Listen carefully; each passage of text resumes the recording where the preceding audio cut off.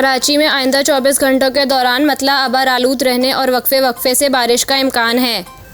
महकमा मौसमियात के मुताबिक कराची शहर में कम से कम दर्जा हरारत 23.3 डिग्री सेंटीग्रेड रिकॉर्ड किया गया और शहर में ज़्यादा से ज़्यादा दर्जा हरारत 23 से 35 डिग्री सेंटीग्रेड तक रह सकता है। महकमा मौसमियात के हुक्काम का बताना है कि शहर में इस वक्त हवा में नमी का तनासुब 66% है और शुमाल मगरिब से चलने वाली हवाओं की रफ्तार 7 किलोमीटर फी घंटा है। दूसरी जानिब बलूचिस्तान के दारुल खिलाफा कोयटा में मतला साफ और दर्जा हरारत 12 डिग्री सेंटीग्रेड रिकॉर्ड किया गया।